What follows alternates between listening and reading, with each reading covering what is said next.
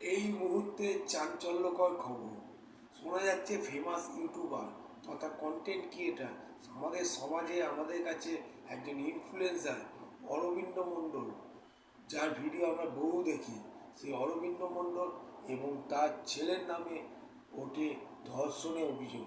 শোনা যাচ্ছে চলতি মাসে একটি নবম শ্রেণী নাবালিকাকে রিলস বানিয়ে ভাইরাল করে দেওয়ার প্রলোভন দেখিয়ে প্রথমে বাবা অরবিন্দ মণ্ডল এবং বিয়ের প্রতিশ্রুতি দিয়ে পরবর্তীতে তার ছেলে সায়ন মণ্ডল ধর্ষণ করে এবং পরবর্তীকালে জানাজানি হলে আগামীকাল বাবা এবং ছেলেকে অ্যারেস্ট করে।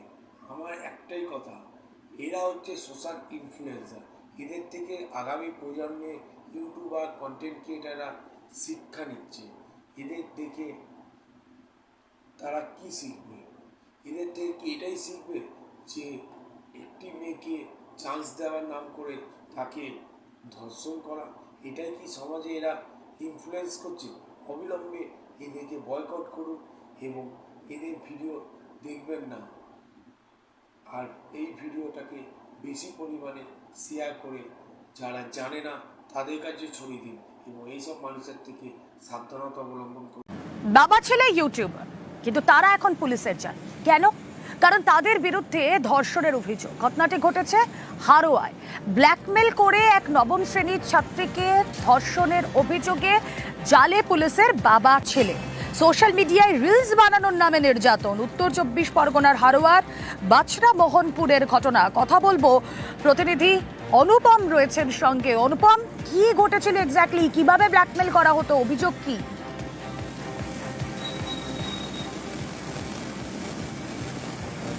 দেখো, এই যে হারোয়া থানার বাছড়া মোহনপুর এলাকা, এখানে অরবিন্দ মণ্ডল নামে এবং অরবিন্দ মণ্ডল এবং তার ছেলে এখানকার নামকরা ইউটিউবার, এবং সে তারই এলাকার একজন নবম শ্রেণীর ছাত্রী নাবালিকা, তাকে নাচের রিলস বানিয়ে ভাইরাল করার প্রলোভন দেখিয়ে তার অশ্লীল ছবি তোলে এবং সেই অশ্লীল ছবি ভাইরাল করার ভয় দেখিয়ে অরবিন্দ মণ্ডল তাকে ধর্ষণ করে।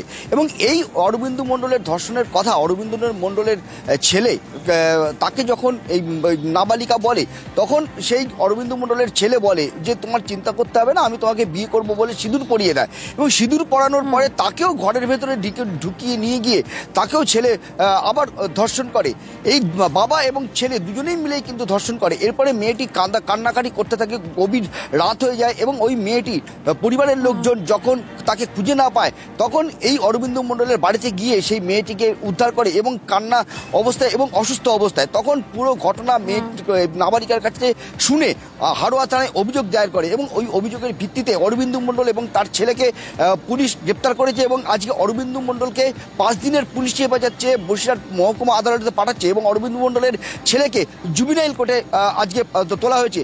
এবং এই পুরো বিষয়টা কিন্তু পুরোপুরি খতিয়ে দেখছে হারোয়া থানার পুলিশ। এবং এই যে 5 দিনের পুলিশ হেফাজত যেটা চেয়েছে, আদালত দেখার যে কতদিনের পুলিশ হেফাজত তাদেরকে দেয় এবং তারপরে কিন্তু আরও তদন্ত এগিয়ে নিয়ে যাবে হারোয়া থানার পুলিশ, এমনটাই কিন্তু আমরা জানতে পেরেছি।